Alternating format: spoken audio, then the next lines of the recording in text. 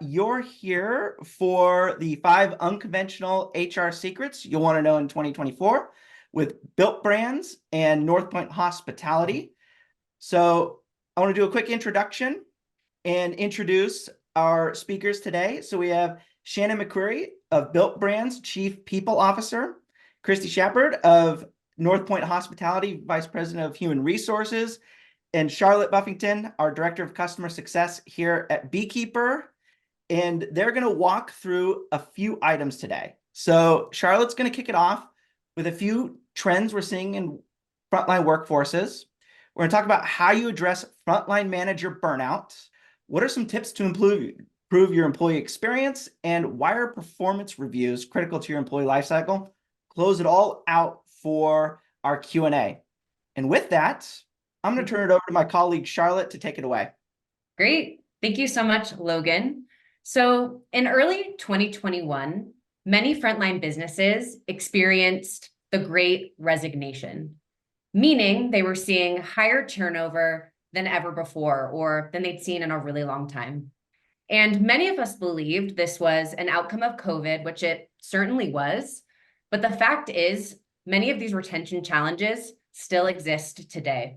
So it's more critical now than it's ever been before that frontline businesses double down on their employee engagement strategies, which is why I'm thrilled to be joined by two creative, influential HR leaders, Christy and Shannon, who will be able to share some of the tips on how you can do just that.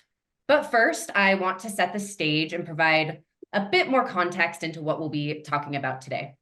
And while there is some data and research out there that talks about frontline workforce trends, at Beekeeper, we like to take some of this research into our own hands because we have the best possible audience to do so, and that's our end users. So at the end of last year, we sent out a survey and we asked a few basic questions. We asked, what are some things in your workplace that motivate you?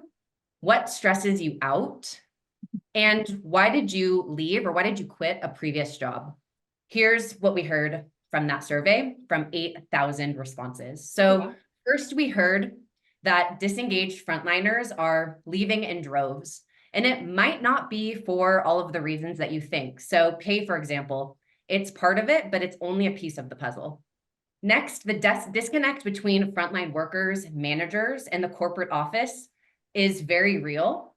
And high turnover and burnout typically occur when the three of these groups are misaligned. Next, to prevent turnover, businesses need to take a step back to the basics and evaluate how you can motivate your employees using things like a communication strategy and some technology to support that strategy. And last, but most certainly not least, when stressors are underestimated and some of the motivators, such as creating a fun environment, are overlooked, employees start to leave. And this revolving door of employees really impacts productivity, among other things, in a negative way. The fact is, folks, we're in a job hopping epidemic, and almost half of the workers and managers that started their jobs in the last 12 months or less will turn over. The Great Resignation that we saw back in early 2021 is still very real and alive today. But why? Why are employees quitting their jobs? And this is one of those questions that we asked. Yes, again, better pay opportunities elsewhere is certainly part of it. But we've also learned that workers are no longer, or employees, excuse me, are no longer living to work, but working to live. And there's this greater emphasis on lifestyle and work-life balance. We also heard quite a bit about toxic environments due to the fact that there's the same amount of work or more, but less people to do it because of that high turnover. And so this is creating some sort of, toxic environment amongst management and amongst colleagues. And then on the flip side, we got to hear about what motivates people at work. And we love to see that there's some commonalities between frontline workers and managers and corporate office team members, like getting the job done, meaning we need to make sure everyone has the resources and tools that they need to get the job done and get it done well. We also heard that learning and development opportunities are incredibly motivating. People want the opportunity to grow in their roles. And lastly, a friendly environment, which allows both of those two things to happen, right? So if this has left you wanting to learn more, go over to our website. Please download the report to really dig into this further. Also go to our YouTube page to check out a webinar we did on this a couple weeks ago. But with that, let's go ahead and chat with Christy and Shannon and see what they think. So Christy, so good to see you. Why don't you kick us off and tell us a bit about yourself, but also North Point. Sure will. First of all, I want to say thank you so much for this opportunity to be with y'all today. I think the fact that I'm sitting here talking to you today really speaks volumes for what is truly a partnership and a relationship with Beekeeper. We work together a lot on things. When Charlotte reached out, I told her, I will always tell you yes. And I'll do my best to share with you what my journey has been. I've been with North Point for about 6 years, and in human resources, I will say more years than a lady should admit. A long time, long enough to have been in large organizations with hundreds of thousands of employees, on down to the size of organization that I'm with now with North Point, and across a broad array of industries: banking, healthcare, technology. So I've seen a little bit of it. The nice thing about human resources is you can take all those experiences and you can hop around and apply them in different spaces. So thank you so much for the opportunity to speak with you today. Absolutely. The pleasure is all ours, and we're so excited to have the group learn from you today, Christy. So thanks for joining us. Shannon, over to you. Tell us about yourself and Built Brands. Yes. So I don't have a sweet Southern voice like Christy does, so you'll have to bear with my Western voice. I have been with Built Brands for almost 5 years. We've been in business for about 6. Joined when they were just a startup. They hadn't hit their year anniversary. We manufacture the best tasting protein bars in the world. If you want, I mean, I'm biased, obviously, but I also, if I didn't work here, I would be a consumer of our product as well. I have been in HR for over 22 years. And like Christy, Charlotte asks and I say yes to whatever she needs and wants. We've been with Beekeeper, a little over 3 years. We've loved it. It's really changed and impacted the way that our team members communicate with each other, but also how we are able to disseminate important information, but also build a culture around transparency and communication. And so it's been a super fun partnership. But aside from that, I love HR. I've done it with staffing. I've done it with super large companies. I've done HR consulting with a company that I was one of 7. So big and small. Now I'm kind of in the middle at that medium area and love it. Love manufacturing. It's a different beast when it comes to HR, definitely. But nonetheless, just love it. Enjoy it. Excellent. Thanks, Shannon.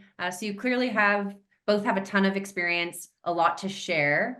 So let's go ahead and dig into it and see what best practices we can gain from that experience. So we heard from our frontline survey this topic of work-life balance and the fact that, again, burnout is real and people are looking for the opportunity where they can see that balance and not experience that burnout so heavily. So Shannon, if you could kick us off by telling about how Built addresses this problem.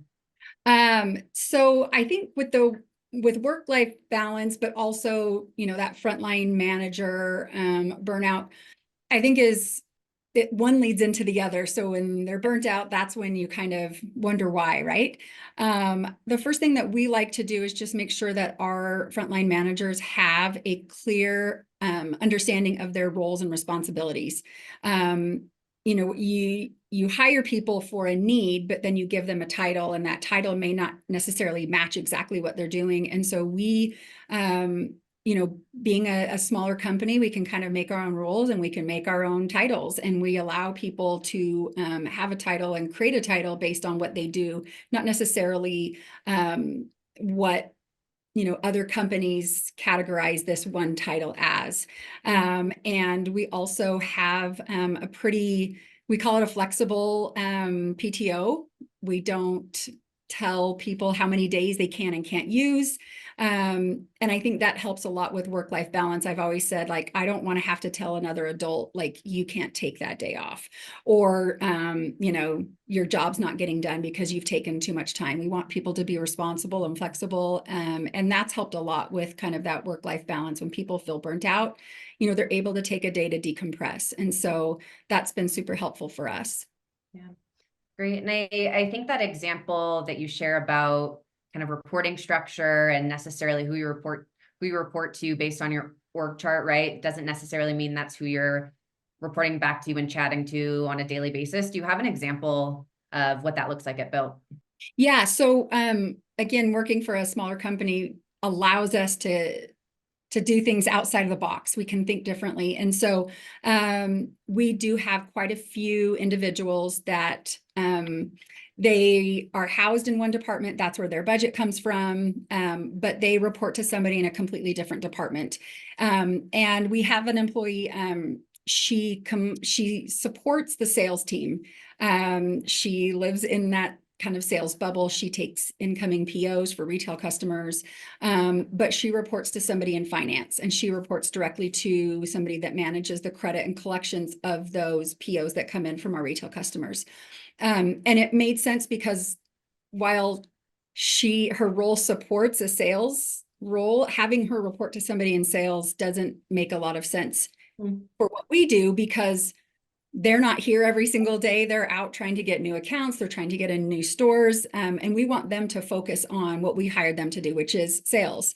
And so with her focus being more office-based, it made more sense to have her report to somebody within the finance group that she collaboratively, you know, works with collaboratively on a daily basis. And we have a couple other individuals that live in customer service. Their role, their budget's in customer service, but they support our online sales. So our, we call it marketplace. It's Amazon.com, Walmart.com.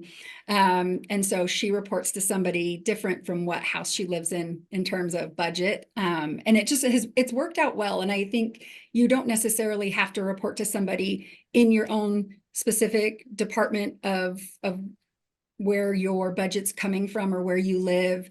You know, think outside the box, make it I say easy, make it easy for your frontline managers to do their job by having, you know, that mentorship and that support from somebody that may not be in their department. Absolutely. And I just love the concept too of clarity of role and responsibility. You know, you're more likely to get stressed out and burned out if you don't really understand what's expected of you and who you're supposed to be reporting to, and how you've set it up really ensures that clarity, but also efficiency in the job. So yeah, and I would say what we've noticed too is, like, if you don't understand the expectations given to you for your role, that's kind of one of the feedbacks we get a lot is, hey, I don't understand. I've never been told what I need to do. So making that transparent is super helpful. Yeah, absolutely. Great. Thank you, Shannon. Christy, how about at North Point? How are you addressing this problem? Yeah, this is, I've shared with you before, this is a topic that is really near and dear for me for a couple of reasons. One, you know, on the slide you showed previously, I think hospitality is on the top for job hopping. And so there really is what I call a manager squeeze. We are people serving people. When we can't be adequately staffed, you know, it goes on, and that requires sometimes managers jumping in to do, and they can easily forget how to lift their heads, or even how to lift their heads. We promote a lot from within. And so we all know, as managers come into their roles, maybe they are naturally gifted in that way. Maybe they've had a great mentor along the way, but often they need some pouring in to be successful as managers and to avoid that burnout. So there are a couple of factors, I think, for me, when I think about that. One, we want to be a preferred place to work. We are no longer competing only against other hotel companies for the frontline workers we have. And so for me, that means having technology in the hands of our managers and our frontline employees that's going to enable them to be included, to be efficient in the work they do. You know, with fewer people, you have to find efficiencies and ways to be effective in other ways using technology. So Beekeeper has been really our great partner in that. We started out, we live and work in Beekeeper. That's our engagement spot. That's how We have everybody in our organization connected, so our employees can see their coworkers from Savannah, Georgia. They can see their coworkers in Nashville or in Lumberton or wherever else they are, and reach all levels of the organization. So we use that. The living part of it is that's celebrations and engage and announcements and recognition. We are rolling out new beekeepers recognition program. This we've always recognized, but the rewards that go alongside that. And we also have transitioned a little deeper into that to really work in beekeeper. By using beekeeper forms, and I'll give you an example. I live and work in Savannah, Georgia. There was a period of time where I was working heavily at one of our properties in Nashville. And along the way, I got added to an email listserv. And whenever there was a pop-up event or a pop-up something in the hotel, I'd get an email. This is happening, which is great for me to know. But you have to imagine that's going to a lot of people, and it's not tied to and so you do this or and so don't do that. It's just FYI. And the more you have in that in your inbox, the easier it is to miss, right? So just one example, that's been shifted over into a form in Beekeeper. So now, instead of it going randomly to everybody, just to make sure nobody gets missed, it goes, the appropriate information is in the form and it gets delivered timely to the right person who needs to take action. The form gets filed where it needs to go. So in doing that, it's just one little way of achieving some efficiency and making sure people feel included and they know what they need to know to get their job done well. What we know is that if we are efficient and we get the rooms clean and we get food delivered where it's supposed to be, and we are there happy and ready to greet our guests, the guests are going to have a better experience. And it is really true to say for us in hospitality, if the guests are having a good experience, everyone's experience is going to be that much better. And then the other thing we do for our managers too, to try to help is lean in to train. We use a platform called EduMe that's delivered through Beekeeper to deliver micro trainings kind of throughout the week, month. We also deliver some focus group kind of monthly in-person trainings, and that's with their peer group to talk about things like how to have hard conversations and give feedback. And we use a philosophy of see something, say something, so that those, you know, how to get comfortable in that space as a manager to know that your role is to develop and encourage and bring along all the people on your team. And we want to prepare them to be able to have those conversations. And then other opportunities, we have also just instituted a thing we're going to do biannually where we will have behind our biannual senior leadership meeting, we will have a meeting and we have had in each market for the managers, not the directors, but the managers to include the COO, the CEO, the senior VPs and VPs, where they'll get a little snippet of here's what's going on with the company and here's the direction, here's your future opportunity. And we'll also give them a chance to work in small groups to solve problems. You know, here you go in your small group, think about what we need to stop, start, and continue to get whatever this is that we're trying to achieve done. So hopefully by creating really clear lines of communication through all the features we have on Beekeeper, putting technology in their hands to make them more efficient. Those are just a couple of things that we've tried, and leaning in to make sure that they have the knowledge, the technology, and the relationships they need so that this is not a hard place to work and they can do what they need to do every day and have a good experience. Absolutely. And I love what you mentioned, Christy, about the fact that positive employee experience and building up that positive experience actually ends up impacting the guest experience, and so impacts the business overall. So just yet another reason why it's so incredibly important. Perfect. We lean on that a lot to talk about how we treat our guests is the same way we treat each other every day. Yeah, right. Great. Thank you both. So moving on to our next question. So everything we've been speaking about today already relates to the employee experience and building a positive employee experience. We even talked about how, you know, a lot of employees are leaving their jobs because of a toxic environment. So this is just so critical. So Christy, can you kick us off by talking about what Northpoint does to improve employee experience? Yeah, I will say this goes all the way back to the philosophy of the CEO and the COO. When they started this venture together, they looked at each other and they said, we don't want this to be a hard place to work. So when I came on board, you know, that's the mantle I wear, because I lead the people part of our operation, and I take it seriously that I want to create an environment where it's not a hard place to work, and that involves a lot of different things. I want to see that our people are empowered, that they can, you know, to be able to do the work that they do and to make decisions for themselves, to be sure that they know how to stay safe and that we want them to stay safe. I can't speak. And that they have a voice in what happens in the organization, so that they will truly feel seen. So to that end, you know, to empower them and let them be part of it, everybody has busy lives. And as Charlotte, you mentioned, people are no longer, you know, living to work, they work to live, they have other stuff going on. And so one of the things that we've done is, we're a 24/7 operation. Why can't we have 410s as a schedule? So we've rolled that out to our organization. We involve the frontline employees in their scheduling process so that they can choose their shifts and swap their shifts. That also takes the burden off the managers, because if they can handle that, and they handle a lot of things, they have families, they have take care of their children, their parents, their finances, all the things, they can manage their schedule. And with the managers at that point, oversight, because we have to meet the needs of the business, but that gives them just that much more opportunity to feel in control of what happens to them at work.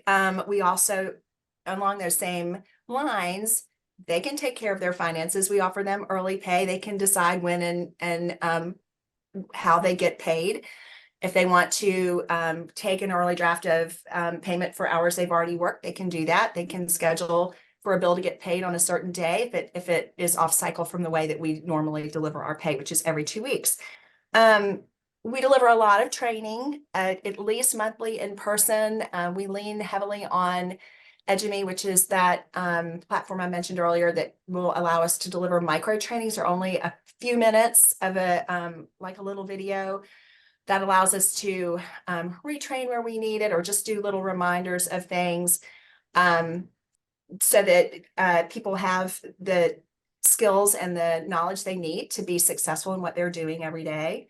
And then finally, I'll just mention too, we use Beekeeper, again, just to make sure they know we're leaning into them. We have a wellness stream where we talk about their professional development and their physical and mental health, and provide resources there. We have a financial training platform. If they complete that, then we'll seed a savings account for them. So we try to, in summary, think about the whole employee and really give them the opportunity to do and contribute as much as we possibly can. Does that answer your question?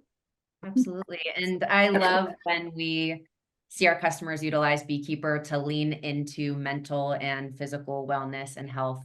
That's so great, and such an important part of the employee experience at any company. I also love this idea of 410s, and know that it's a debated topic in HR. I would love anyone that can throw in the chat, what's your opinion on 410s? Let's maybe get the debate going in the chat and see what people think. But Shannon, how about you at Built Bar? What are you doing to improve the employee experience? Yeah, it's funny you say 410s. We also, in production, we run 410s. We've tried 5/8s, we've tried 3/12s, and 410s just seems to work for the type of work that we do, but also for our people. They get 3-day weekends. A lot of them have second jobs. It just allows them to have kind of that flexibility. One of the main things that we're focusing on, especially this year in 2024, is making sure that every single person in this building understands how they contribute to the company's goals, and more specifically, positive EBITDA. Which I know what that means because my CFO taught us, but just basically the bottom line, we want people, you know, if they're wrapping bars, if they're mixing batter, if they're shipping out bars, like how do they each day contribute to, you know, a positive EBITDA and our company goals at the end of the year. And we're able to do that by doing trainings, helping them see, you know what, if you have less waste, this is what it means to the bottom line. If you have correct shipping, or if you have low shipping, this is how it impacts the bottom line. And every single person, hourly, part-time, full-time, everybody is included in a company-wide bonus, and we pay that out monthly. And half the bonus, I should say, is paid out monthly, half is paid out quarterly. And it's such a driving motivator for our people to see, a deposit in their bank account on a non-payroll week for their hard work. And it's maybe not be a huge amount, but it's something, and it allows them to see that their individual contributions impact the company-wide goals. And we're pretty transparent in what those are, and we allow our people to see, a certain percentage, like this is how much percentage close we are to our goal, or this is the percentage of, we hit our goal and we exceeded it, X amount of percent. And so that's been a really exciting. It's fun to see their faces when we tell them, hey, we hit our goal, and you have jaw drops, and we tell them, hey, this is why we hit that goal. Our bar costs were low this month, or our shipping was low this month. And so your individual contributions have helped our company succeed. And I think it not just of adding, dollars to their bank account, but they're bought in, they're invested, and they understand how they can impact the company, which has been really, really awesome. And so that's kind of been my focus for this year, is just the employee experience and allowing them to understand and see why they matter, why they are important to us. Yeah, absolutely. And I have to imagine that impacts culture overall in a huge way. I mean, would you agree? How has it impacted the culture? Yeah, I mean, we're all working towards the same goals. So we don't have competing goals. We're not trying to beat each other out in certain things. Like I have the same exact goal that everybody, that's manufacturing bars has. And so we're all kind of working together on this same team. When I was first hired, our owner, I just asked him, I said, what is like your number one thing you want me to do? And he just said, love on our people. And so I try and break that down, and it doesn't mean big, huge things to impact it. I really like to focus on the little things. We have all of our executives, all of our C-suite, all of our VPs, all of our, directors, senior directors, managers, everybody goes out and works the line. And the reason we do that is we want our leadership team to know, what it's like to work a line. What do you need? And it's been interesting because I've been able to see, we need taller tables in fulfillment where they're shipping out products so they're not bending over and putting bars in boxes bent over. Or I went up and ate lunch and saw that the line was, 20 people long to use microwaves. Well, easy solution, just get some more microwaves, or let's play some music. Let's get this place having fun. That's a big thing for us, is we work hard, play hard is kind of our theme or our motto. And so just the little things, they just matter. It doesn't have to be big and grand, just start granular. I love that tip. Very cool. And I love that concept of living a day in the life. Oh yeah. I was out there this morning, just working working the shipping line, trying to get end of month orders out. So, wow, quite literally. There and said, I got to go do this webinar, and then I'm going back out. So it doesn't matter your role. We just are one big happy team. Yeah. I mean, again, as we talked about earlier, breaking down org charts and getting everyone involved in just for the mission, similar mission. Yeah, great. All right, let's go ahead and move on. So I've heard both of you, Christy and Shannon, talk about the power of performance reviews. And with all of the different customers I've spoken with, performance reviews look a little bit different everywhere. And that's okay. Again, what we heard in the survey is that learning and development and just growth opportunities are key, no matter what they might look like. But Shannon, can you share a bit more about what these reviews look like at Built? Yeah, so HR, according to Shan's, really weird. It's probably not normal, and I'm okay with that. Our reviews, we don't do just like one annual review once a year and you get, this 3% or, 2% increase. Our reviews happen twice a year. It's every 6 months. We do it in the late winter, early spring. In fact, it's in March. And then we do another one in the fall. And it's a sit down. It's a one-on-one. It's very antiquated. I get these, notifications all the time on my LinkedIn, like streamline your performance reviews, get it all digital. And I shy away from that. I think it takes away the personalization of sitting down with everybody that's in your department or who reports to you. Again, they don't have to be in your department, but who reports to you, and sit down and ask them questions. How do you feel about your job? You know, when you're driving to work, is there anything you look like? What do you look forward to? Are there other areas of the business you want to learn more about? Do you have skills and abilities that we're not tapping into? And these reviews happen from the top down. I mean, every single person that works here, all of our hourly people, all of our salary people get to sit down twice a year. And it's outside, it's not talking about work stuff. It's talking about like, what can we do to help you as an individual learn and grow within your role? Or is there another role that we can help you learn and grow within as well? And these are independent of increases. We proactively review everybody's salary and hourly compensation within the whole company. 2 other times during the year, we compare it with online information about market wage. But then we also sit down with the managers and say, who are your hardest workers? Tell us who you want to give increases to. Here's your amount for your department. This is how much money you have to work with. You get to decide who's worthy and who's deserving of that. And I just like how personalized it is. For me personally, I want that. I want to sit down with our owner and say, tell me, you know, ask me these questions. Let me talk to you about my role and what I'm doing and what I love about it, rather than fill out something online. We make everybody do this in person. They have to turn in the paper to me. So yes, old, antiquated, but I love it. And I think our people appreciate it a lot because they get to have that face-to-face time that they may not necessarily have when they're working 10 hours on a production line.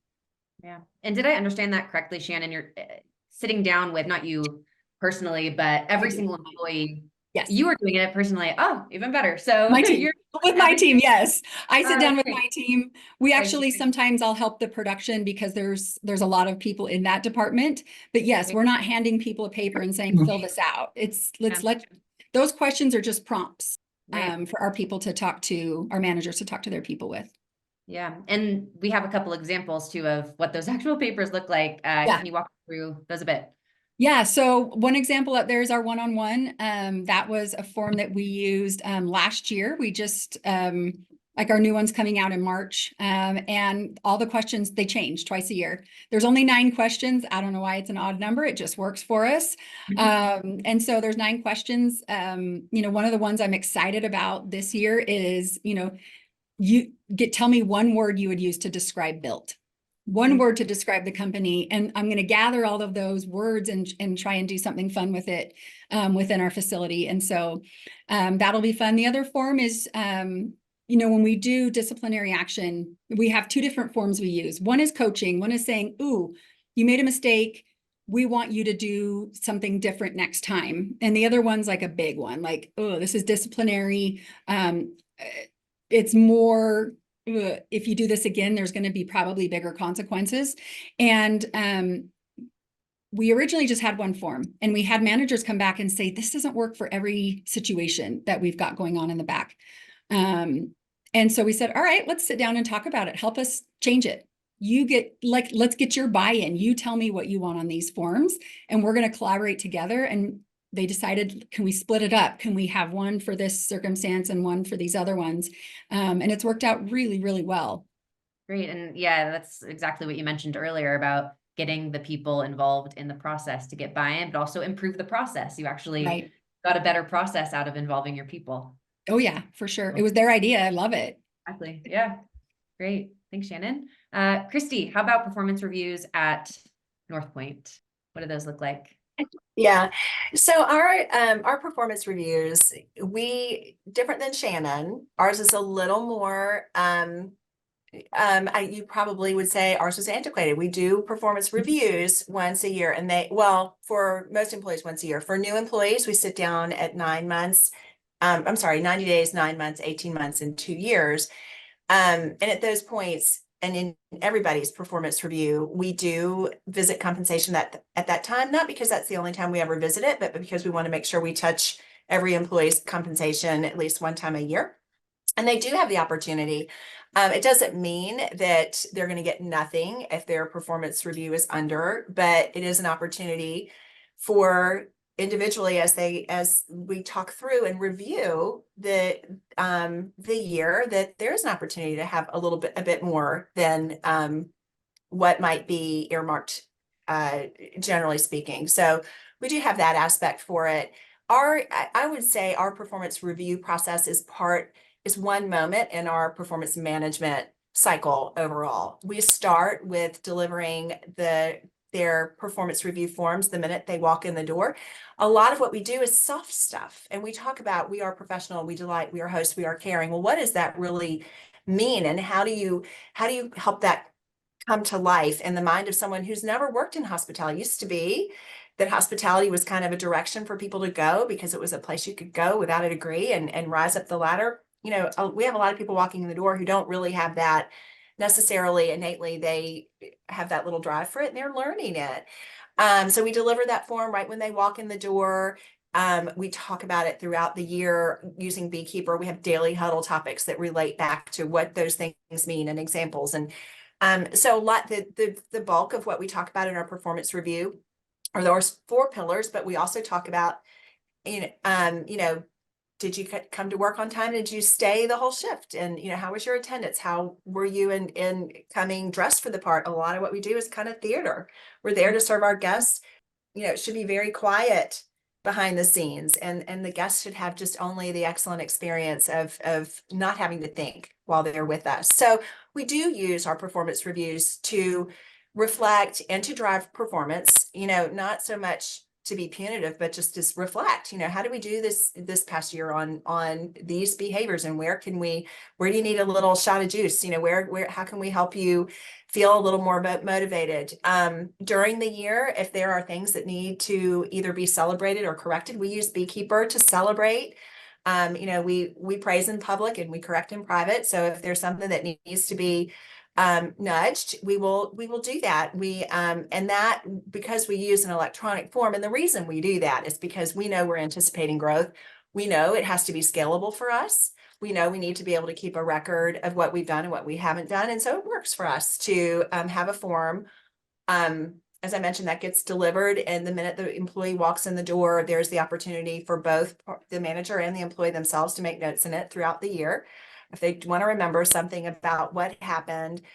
When we actually go through the review process, it starts with the employee themselves. They review their own year themselves, and they can make their own comments, and then it flows to that manager and the manager's manager, and the employee has the last word. They're able to say, whatever else they want to say when the review is completely wrapped. And then, we close that chapter and we can move forward. From there, corrective action and the rest of it kind of happens organically throughout the year. And that's what it looks like for us. So the review for us, it's not ever any new information. As you're sitting down, it's truly a review of the year, because we don't ever want to surprise someone walking in the door and say, oh, by the way, you've been doing this wrong for the past 12 months. And we never said anything. It would never be that kind of situation. It really is just a chance to say, hey, good job. And hey, how can I help you? And what do you want to do next? What can we set you up for the coming year? Yeah, and by using your values and your mission, you're able to create consistency throughout those reviews. So everyone also knows what types of behaviors will I be reviewed on this cycle, which I think is really great. Yeah, I think it's really important. It's just as it is important to know how what you're doing is impacting the growth or the profitability or the whatever of the organization. I think it's important really to have your arms around what is expected of me. It's really confusing for people when they don't know what's expected, and when there are soft skills involved, particularly, if the clearer you can be about it, I feel like the better the outcome. And when they deliver that well, our guests are happy, and then their day is better. And it's not a hard place to work when it's like that. So Full cycle. Yeah. Great. Thanks, Christy. So I have one last question. Both of you always have a ton of amazing ideas, perhaps unconventional at times. I'm wondering how you get leadership buy-in when you have these ideas. Maybe one tip we could leave the audience with. Christy, maybe starting with you. I think we agree on this. And Shannon's already said it once, and I'll say it again. I'm not trying to, I think it's so important to, for everybody involved to understand why you're doing it and what's in it for them personally. I think as you present ideas, I think sounds like Shannon has the same experience that I do, which is I'm very fortunate to have, my leaders and my, peers, they say yes a lot. They say yes, but my job is to do my research, tell them why we're doing what we're doing, and give my recommendation in a way that is, easy for them to hear and clearly paints a picture for them about what their involvement would be and what's in it for them. Shannon, what do you want to add to that? You probably have a good Yeah, I would idea. just say allow them to be part of the process. That's one thing that I have loved about working for Built and working for our owner specifically is just the buy-in comes from not just us being a team, but just saying like, hey, well, what are your ideas? If you could write this policy or you could write this procedure, like what would you do? I probably HR a little like I mother, which is, hey, my job here is to support you and every department within this company.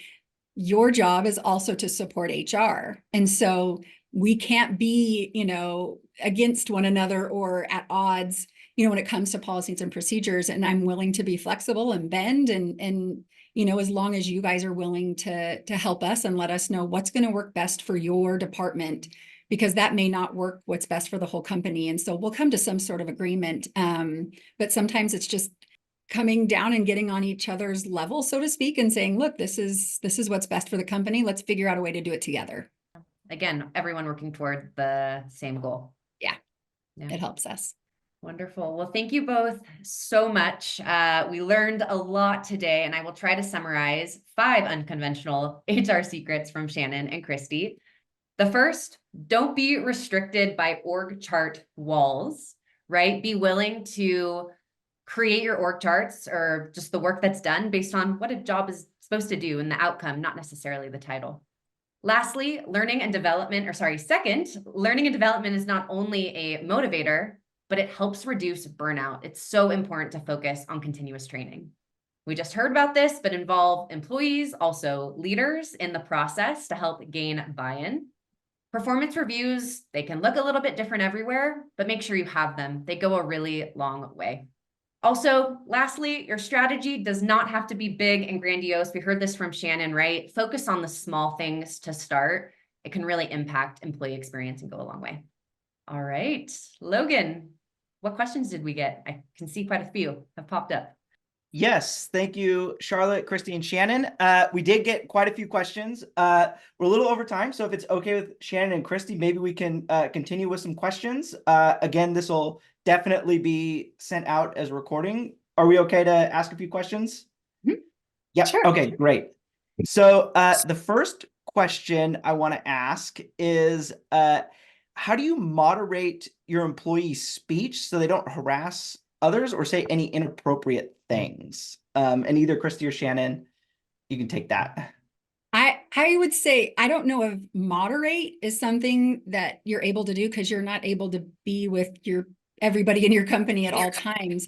I would say training. You start with training. You help people understand what is acceptable and not acceptable within your organization. And it starts there. Also having just kind of this open door policy of being able to, people can feel comfortable and let you know when something's been said that maybe shouldn't have been said.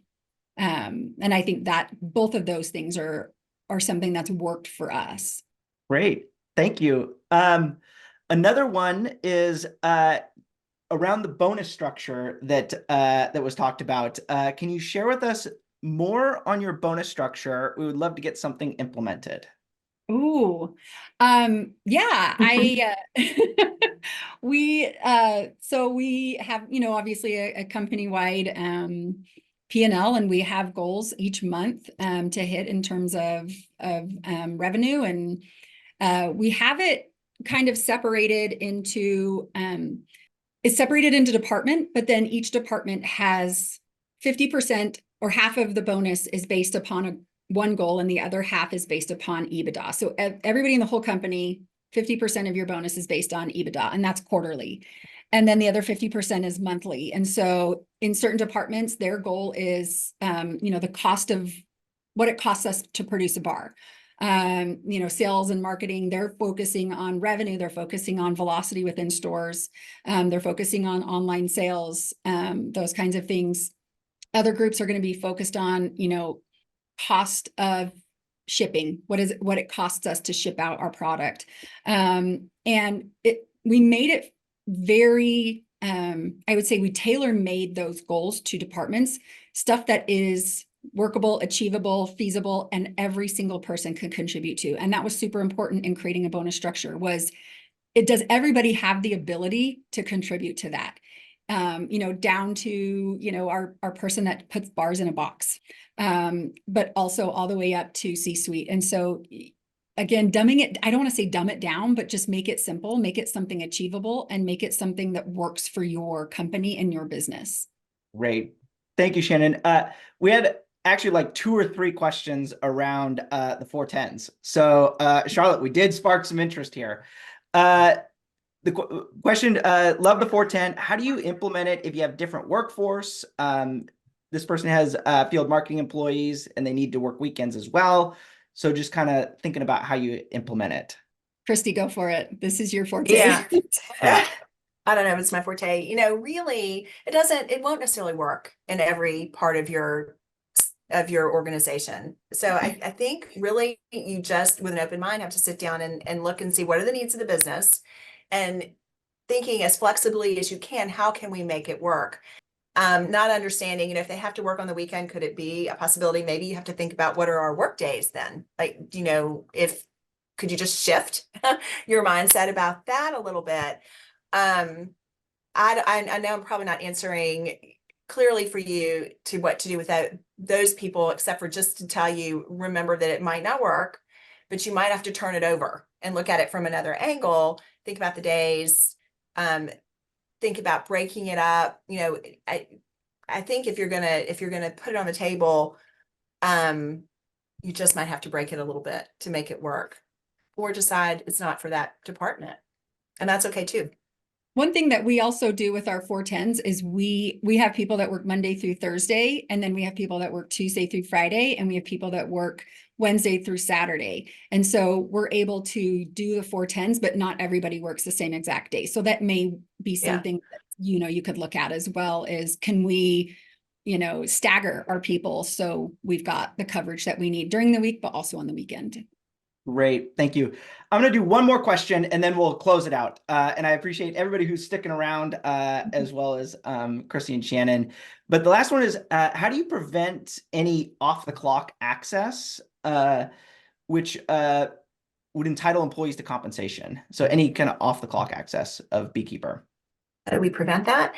Well, Beekeeper does a really good job of, as you set up your Beekeeper environment, there's a fair play rules that Beekeeper provides, and it sets the stage immediately for, if you were joining this and you're not on the clock, that's voluntary for you. And then you just set the rhythm and the expectations as you begin using it. You can see if a message has been read or not read, and there has to be some grace around response time and things like that.